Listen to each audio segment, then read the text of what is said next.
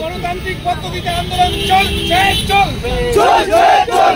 শান্তিপূর্ণ আন্দোলন চলছে, চলবে, বিরুদ্ধে আন্দোলন চলছে, চলবে, সংশোধনী আইনের বিরুদ্ধে আন্দোলন চলছে, চলবে, সমস্যার সমাধান করতে আমাদের আন্দোলন চলছে, চলবে,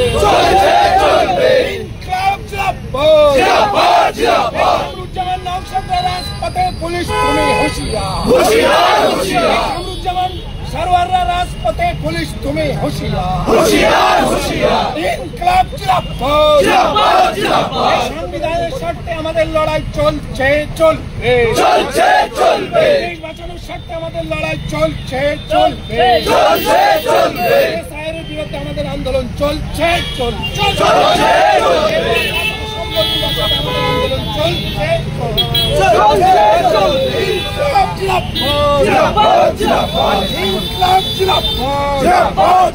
বন্ধুগণ, আপনাদের জ্ঞাতার্থে জানিয়ে রাখি, আমরা গতকাল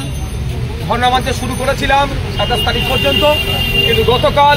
ধর্ণামঞ্চকে আটকানোর জন্য প্রশাসনের পক্ষ থেকে যে তৎপরতা দেখিয়েছিল, প্রশাসনের মধ্যে থাকা ব্যক্তি আমাকে প্রচণ্ড জোরে আঘাত করে, আমি বুকে অত্যন্ত চোট পাই। তৎক্ষণিক রিলিফ করার জন্য আমি হসপিটালে গিয়েছি, কিছু ট্রিটমেন্ট চলছে, কিন্তু আমাকে এখানে ডাক্তার দেখানোর প্রয়োজন আছে।